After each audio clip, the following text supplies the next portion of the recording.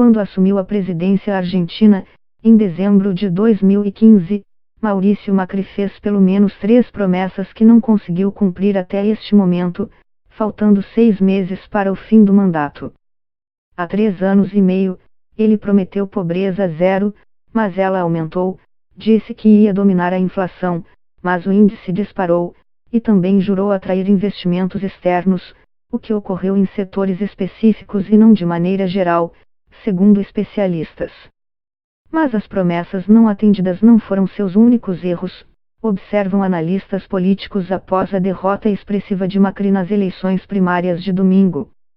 O pleito serve de termômetro para o primeiro turno da eleição presidencial, marcado para o dia 27 de outubro. Candidato à reeleição pela coalizão Juntos por El Câmbio, Juntos pela Mudança, Macri foi derrotado pela chapa opositora Frente de Todos, formada pelo ex-chefe de gabinete do kirchnerismo, Alberto Fernandes, e pela ex-presidente Cristina Kirchner, candidata a vice. Em entrevista na tarde da segunda-feira, 12, a um grupo de jornalistas, Macri responsabilizou seus adversários kirchneristas pela turbulência no mercado financeiro que se seguiu aos resultados das urnas. O kirchnerismo não tem credibilidade. Por isso, os mercados reagem assim, disse. Para o rival Alberto Fernandes, porém, a volatilidade do dólar, que costuma ser transferida para a remarcação de preços e tem forte impacto na inflação, é responsabilidade de Macri. No dia seguinte às primárias, o dólar saltou de 46 pesos para 60 pesos nas casas de câmbio, a Bolsa de Buenos Aires registrou queda histórica de 37,9% e as ações das empresas argentinas em Wall Street tiveram, em sua grande maioria, perdas de 2 dígitos. Um dos mantras de Macri, no início do seu mandato, foi a promessa de pobreza zero. Em 2015, segundo dados do Observatório da Dívida Social da Universidade Católica Argentina, UCA, a pobreza atingia 28% da população. Nos anos seguintes o índice subiu aos 30% em 2016, recuou para cerca de 25% em 2017 e atingiu 33% no ano seguinte. Ou seja, pelo menos 3 de cada 10 argentinos são considerados pobres. Este ano a pobreza subiu mais porque a inflação continuou subindo, resultado da desvalorização de 2018 e os salários não acompanharam o ritmo dos preços. O emprego também passou a ser mais precário e escasso, explicou o especialista Eduardo Donza, do Observatório da Dívida Social. Outra promessa foi a de inflação de 1 dígito. Macri dizendo que a inflação cairia em 6 meses, mas o índice não recuou.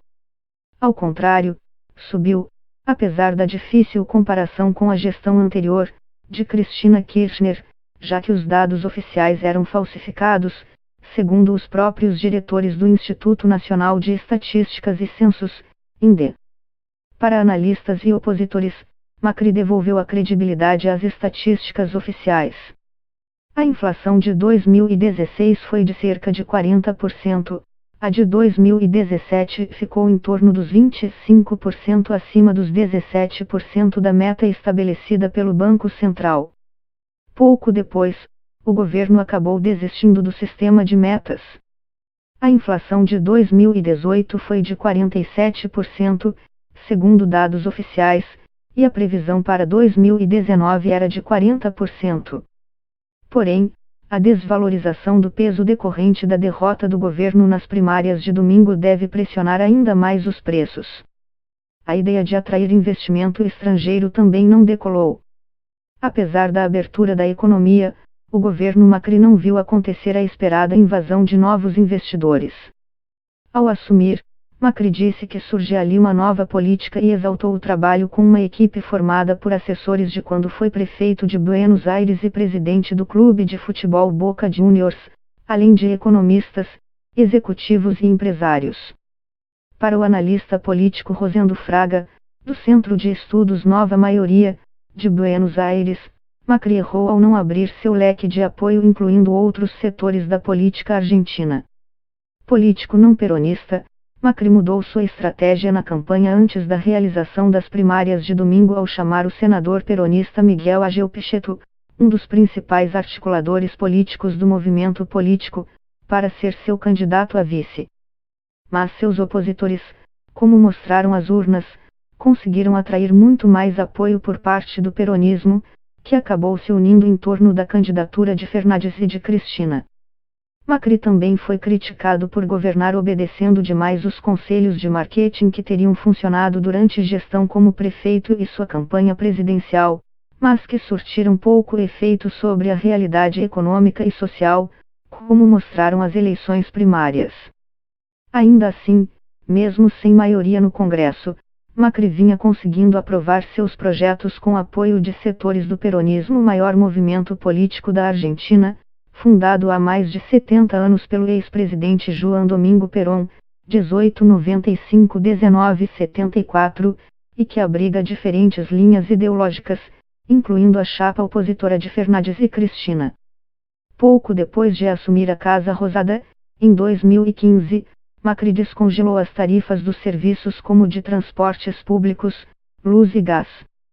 As duas últimas passaram a ser tão altas, principalmente comparadas aos padrões anteriores, que começaram a ser cobradas em duas parcelas. Durante o kirchnerismo, 2003-15, chegaram a ser tão baratas quanto um refrigerante. O sistema econômico daquela gestão defendia manter as tarifas artificialmente baixas a fim de conter a inflação, incentivar o consumo e manter um certo patamar de atividade econômica em funcionamento, ao segurar, por exemplo, o preço de combustíveis. Mas, por outro lado, esse tipo de medida reduz lucros ou gera prejuízos às empresas que prestam esses serviços. Macri dizia que a prosperidade argentina era falsa, graças ao aumento da dívida pública. E no fim, a conta do rombo causado pelo artificialismo dos preços administrados pode cair no colo do consumidor, como ocorreu no Brasil com a política energética do governo Dilma Rousseff. Com o chamado tarifaço do governo Macri, pequenas e médias empresas atribuíram a pressão dos preços à queda na sua produção ou ao fechamento das empresas de diversos setores, contribuindo para o desemprego. Os aumentos eram necessários, não era possível manter os congelamentos de tarifas do governo anterior, mas o problema é que faltou explicar o impacto destas altas de preços. E para complicar, a alta do dólar afetou a produção, a atividade das empresas, afirmou o economista Raul Ochoa, professor da Universidade 3 de Fevereiro. Para ele, este quadro gerou um voto castigo de diferentes segmentos da economia argentina, incluindo setores da classe média que na eleição anterior haviam apoiado Macri. Em meio à onda de indicadores negativos, o presidente argentino anunciou em abril medidas que iam contra a agenda liberal pregada por seu governo, entre eles o congelamento de preços de 60 itens de consumo. Este era alvo de críticas de empresas nacionais e estrangeiras, por impedir ou complicar o envio de recursos para pagamentos no exterior. O controle cambial incluiu ainda medidas polêmicas como batidas policiais nas casas de câmbio de Buenos Aires. Muitas fecharam na época. No entanto, como observou a economista Marina Dal Poggetto, da consultoria econômica EcoGO, a falta de um plano organizado para sair do controle cambial acabou gerando a desvalorização do peso e inflação. No primeiro ano do governo Macri, em 2016, a inflação foi de 40%, a mais alta desde 2002. O índice foi alto também em 2017 e bateu recorde de mais de 20 anos em 2018, chegando a 47%. Mas a política monetária, baseada em taxas de juros altas para evitar o aumento da inflação e o interesse pelo dólar, também tem sido criticada pelo mercado. Macri também é criticado por especialistas por não ter revelado detalhes à população, assim que assumiu, da herança econômica que recebeu do kirchnerismo.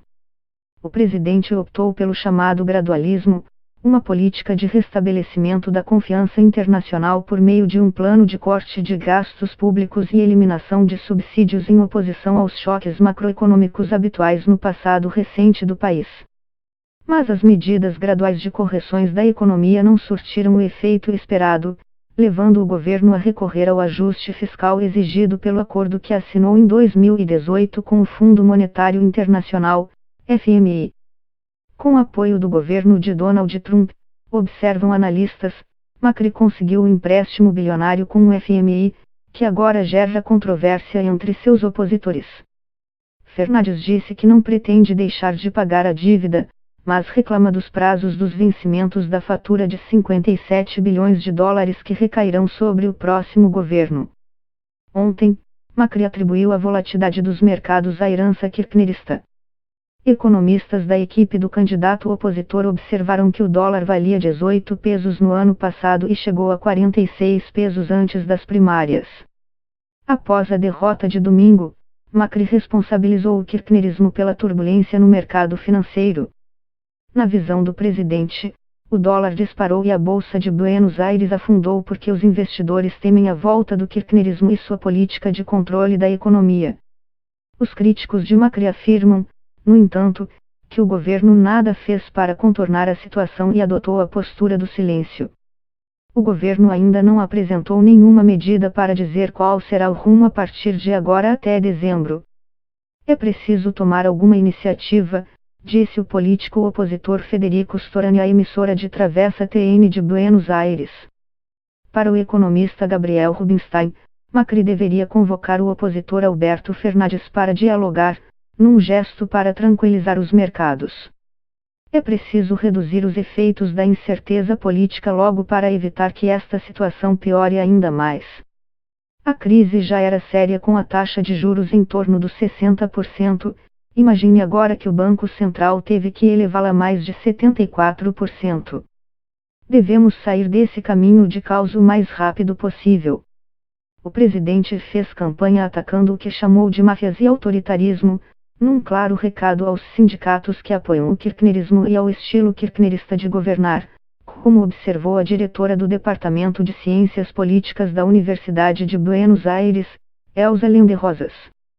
Mas analistas políticos e econômicos ressalvaram que as mensagens de Macri, na campanha, passaram longe do problema central dos argentinos hoje, a crise socioeconômica. A economia está melhorando. Estamos registrando a recuperação econômica e a inflação está caindo. Estamos acabando de atravessar o rio para chegar do outro lado, num bom porto, no caminho que nos levará ao crescimento sustentável. Não é hora de retroceder, de voltar às políticas do passado, às políticas que já conhecemos e que não fizeram bem à Argentina, disse Macri, após a recente derrota nas urnas.